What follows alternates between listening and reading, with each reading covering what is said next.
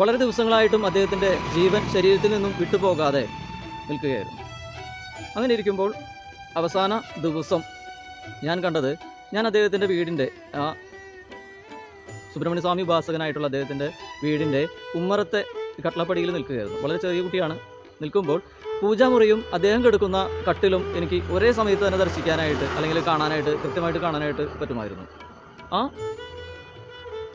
പൂജാമുറിയിൽ വെച്ചിരുന്ന എല്ലാ ദേവീദേവന്മാരുടെയും, ശിവഭഗവാന്റെയും സുബ്രഹ്മണ്യ സ്വാമിയുടെയും ഭദ്രകാളി അമ്മയുടെയും മറ്റ് എല്ലാ ദേവീദേവന്മാരുടെയും ചിത്രങ്ങൾക്കൊപ്പം ഉണ്ടായിരുന്ന സുബ്രഹ്മണ്യ സ്വാമിയുടെ ചിത്രം മാത്രം, ആ ഫോട്ടോ മാത്രം, ചില്ലിട്ട ആ ഫോട്ടോ മാത്രം താഴെ വീണ് ചിന്നിച്ചേർന്ന ഒരു സംഭവം ഞാൻ കണ്ടു. ആ സെക്കൻഡിൽ തന്നെ വലതുഭാഗത്ത് വെച്ച് ഞാൻ നോക്കുമ്പോൾ ഈ മരണശയ്യയിൽ കിടന്ന എൻ്റെ ഗുരുനാഥൻ്റെ ഗുരുനാഥനായിട്ടുള്ള അദ്ദേഹത്തിൻ്റെ ജീവൻ പോയ വാർത്ത കാണുന്നു, അല്ലെങ്കിൽ ആ ജീവൻ പോയ ആ സംഭവം കാണുന്നുണ്ടായി.